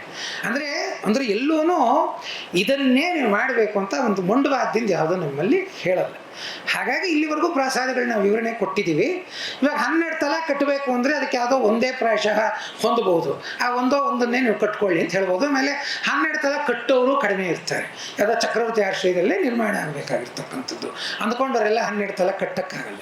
ಸೊ ಆದ್ದರಿಂದ ಅವರು ಒಂದು ಹಂತಕ್ಕೆ ಆಯ್ಕೆಯಾಗಿ ಬಿಟ್ಬಿಡ್ತಾರೆ ಶಾಸ್ತ್ರ ತಜ್ಞರು.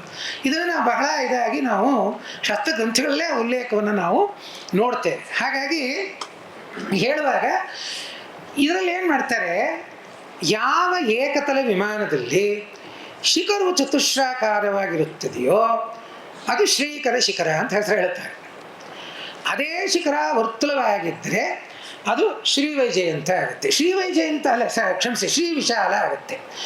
ಆ ಶ್ರೀ ವಿಶಾಲಕ್ಕೆ 8 ಕಡೆ ಭದ್ರನೀಳಗಳನ್ನು ಕೊಟ್ಟರೆ, ಅಂದರೆ ಈ ಮಹಾನಾಸಿಗಳನ್ನು ಕೊಟ್ಟರೆ ಅದು ಶ್ರೀವೈಜಯಂತ ಆಗುತ್ತೆ.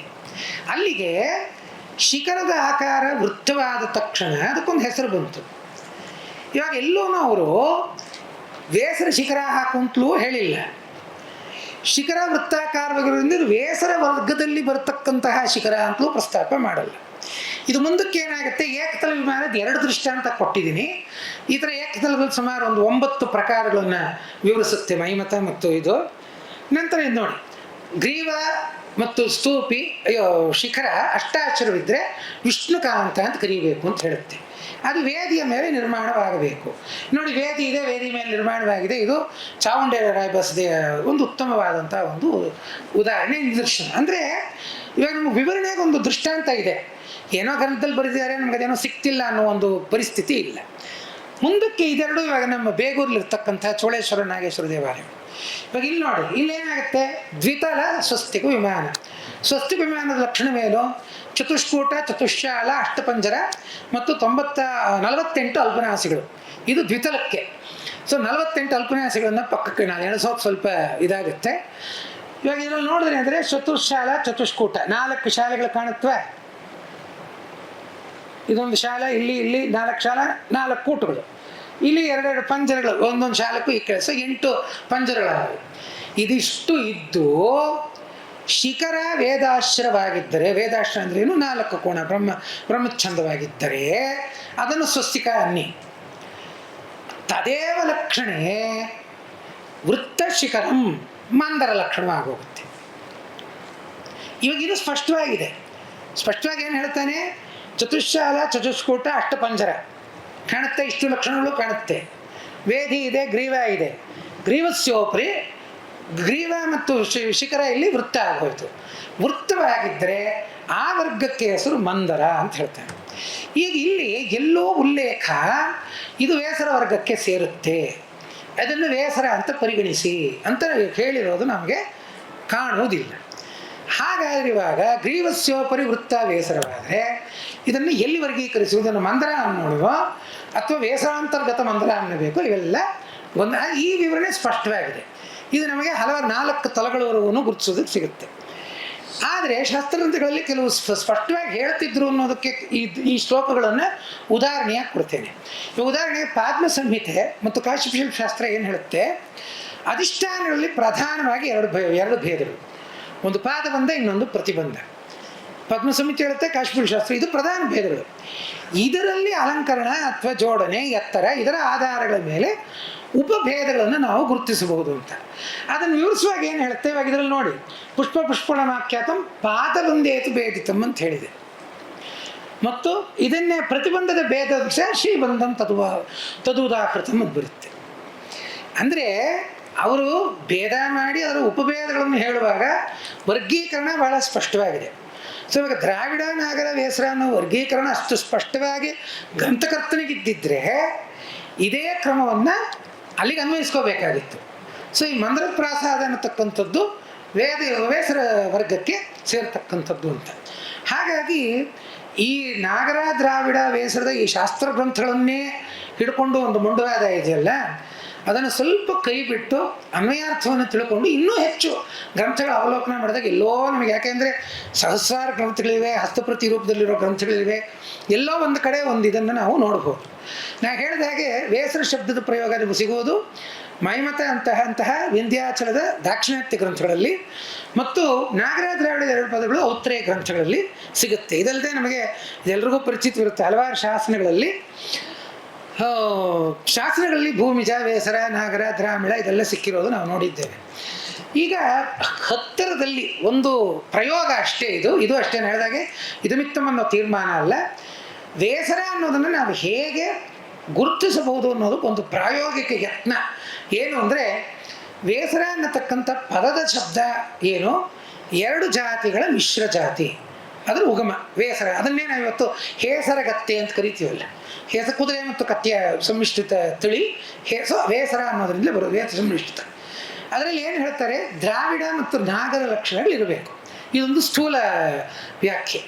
ಜೊತೆಗೆ ಕೆಲವು ಇದನ್ನು ಹೇಳಿದ್ನಲ್ಲ, ಗ್ರೀವಸ್ಯೋಪರಿ ದ್ವಯಾಶ್ವರ ವೃತ್ತ ಇದೆ. ದ್ವಯಾಶ್ವರ ವೃತ್ತ ಅನ್ನೋದು ಸಾಮಾನ್ಯ ಗಜಪೃಷ್ಠ ಅಂದರೆ ಏನು ಅಂದರೆ, ಹಿಂಭಾಗ ವೃತ್ತವಿರುತ್ತೆ, ಮುಂಭಾಗದಲ್ಲಿ 2 ಕೋನಗಳಿರುತ್ತೆ. ಸೊ ಕೋನ ದ್ವಯಾಶ್ವರ ವೃತ್ತ ಅನ್ನೋದು. ಸೊ ಗಜಪೃಷ್ಠವತ್ ವಿಗತಾಶ್ರ ಅಂದರೆ ತುಂಬ ಕೋನಗಳು ಇಲ್ಲದೇ ಇರುವುದು.